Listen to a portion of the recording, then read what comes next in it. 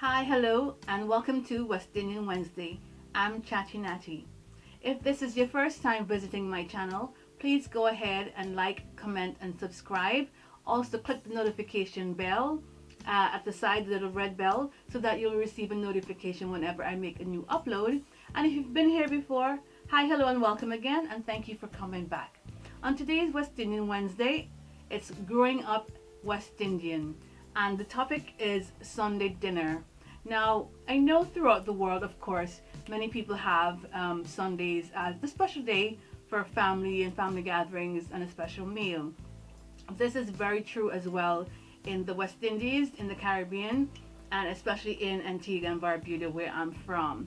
Now, in preparation for Sunday dinner, not like you don't have dinner, of course, throughout the rest of the week, you do, but Sunday dinner is when, you're not coming home from work tired.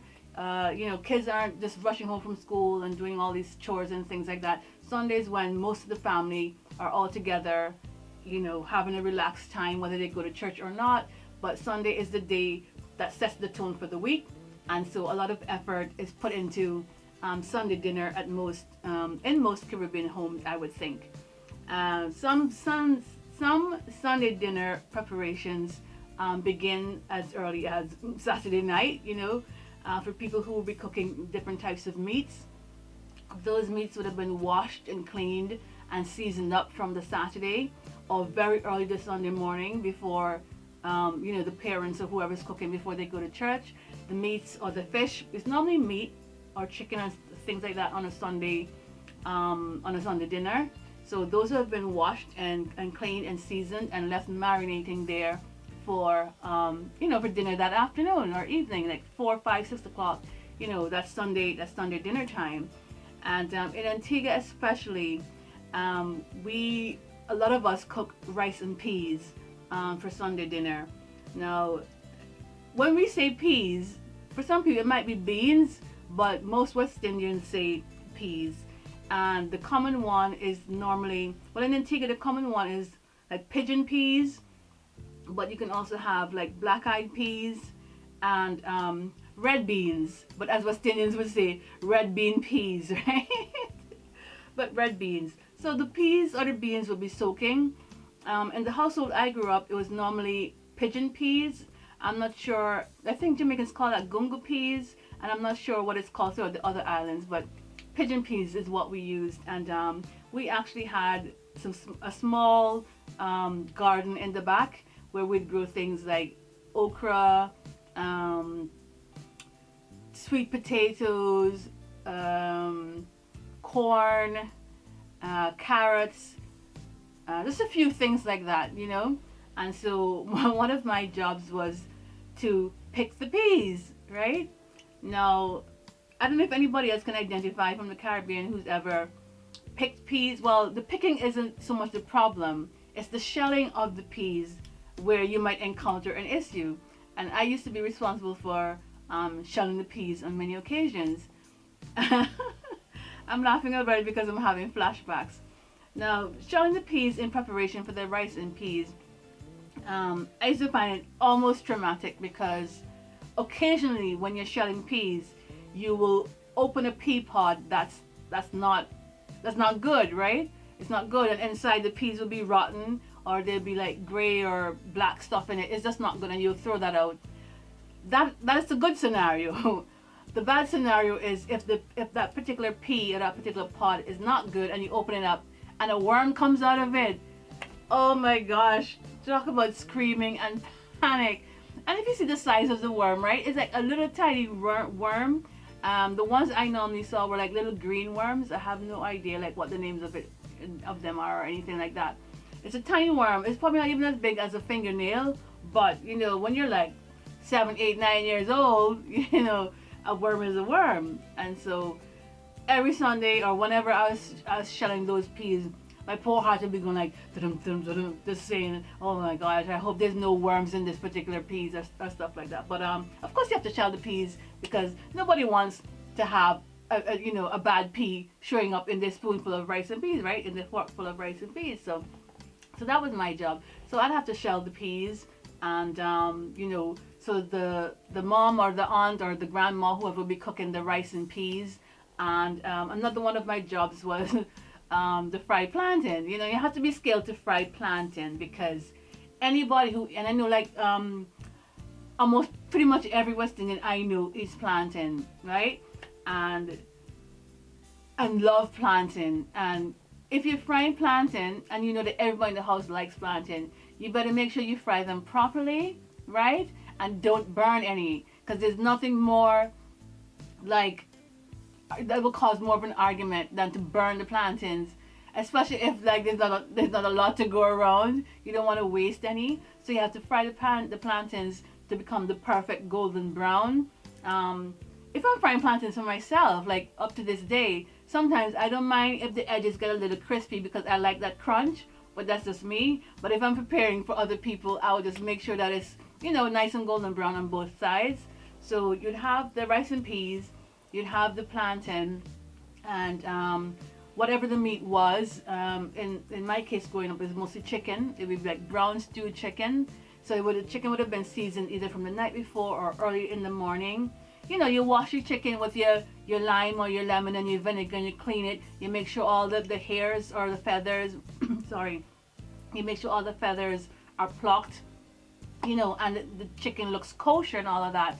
And you season it up with all the different seasonings, you know, your garlic, you season all your peppers, all your bottle seasonings and stuff like that, all your spices and everything, and have that seasoned and covered over with a piece of foil.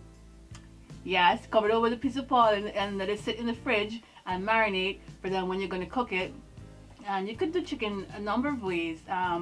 So we would do like brown stew chicken, you know. So you would fry it off first, like half cook it, fry it off, and then you make your brown stew, like the sauce and everything, and you put the chicken back in it with all the bits of seasoned peppers and all this nice goodness and stuff in there. Yeah, so you have your rice and peas, you have your fried plantain, you have your brown stew chicken, and you know, you thicken up your gravy with a little flour and stuff, because nobody want no watery gravy. You want nice thick consistent gravy, and you pour that over the rice. You hear me talking about this chicken? I'm a vegetarian, I'm a pescatarian. I've been a pescatarian since 2001, and I've never backtracked, but I do remember the joys of Sunday dinner, and you know, preparing the chicken. Well, not really me preparing the chicken, but you know, having the chicken prepared and all that good stuff. And what else we would have with Sunday dinner? Of course, there would have to be some sort of salad, right? So it could be like a garden salad, so just like some red tomatoes with some cucumbers and a bit of lettuce. Or some people would do like a coleslaw, you know, your cabbage and your carrot and your mayo and your raisins or whatever, you put in your coleslaw. Or some people would use ground provisions. You have like a piece of boiled sweet potato, or a piece of pumpkin, or something like that. But in Antiguan households, your Sunday dinner, you're going to get rice for sure. You're going to get meat, normally chicken, but some people do like, you know, beef or something like that. Your plantain, your vegetables, and your, as we said, ground provisions, you know, like your yam or your sweet potato or stuff like that. And of course you have like your natural drink. So you have either like homemade lemonade. None of this stuff you're going and buy, and no Tropicana, or none of this stuff you're going and buy. You know, you go outside, you pick some limes, also you pick some lemon, and you squeeze it. You know what I'm saying? You squeeze it in the water, and you add your brown sugar, and you add a little tubs of essence. And if you want to be fancy, you get your Angostura bitters and you throw it in there. Yes, yes, right? And so we had that. Or sometimes there's this mixture. I wouldn't even know how to describe this drink, but it's a mixture sometimes that a lot of households will make. It's made out of it's Kool-Aid, but I don't think Kool-Aid, you know, with West Indians, we call everything by one brand. So I'm saying Kool-Aid, but it could have been some other, it might have been Flavor Aid or Quench Aid or something, but you know, those powdered red or grape or whatever drinks, right? And you add it with water, but then you could do that red Kool-Aid mix with some lime or some lemon in there, or it can be fancy and you add some orange juice, like the actual canned orange juice or something in there, and you make your fruit punch. Yeah, when you have friends and guests coming over for dinner, you know, I say, oh, let's not give them the lemonade, let's give them the fruit punch. Yeah. And you have your, you know, your red Kool-Aid mixture with the orange juice in it and the sugar and everything. Trust me, that juice was the bomb. I don't drink that stuff now, Kool-Aid or anything like that. But back in the day, man, and you did that, a guest or something was coming and you were gonna get that fruit punch. That was the lick, yeah. So yeah, so pretty much that was Sunday dinner. The rice and peas, your meat, your fried plantain, your salad, your ground provisions, your drink of choice, which is the lemonade or the fruit punch, or what else was a good drink? Lemonade or fruit punch or ginger beer, you know, or tamarind drink or something like that. Yeah, but normally I would say it's possibly like lemonade or like a fruit punch or something like that. And that was Sunday dinner in the islands. And trust me, it was well looked forward to. Everybody was present, pleased at the table when it was time for dinner to be shared out. And if you were in a big family, you made sure that you got your piece of chicken early. And if you had any leftovers, you made sure that you went and secured that leftover, because hungry belly people in the night might go and eat off your food, and then when you go in the fridge, your chicken gone, everything gone, right? So that's pretty much it in terms of what Sunday meals are like in Antigua and Barbuda, and probably in a lot of the other Caribbean islands. So thanks for watching today. I hope you enjoyed West Indian Wednesday.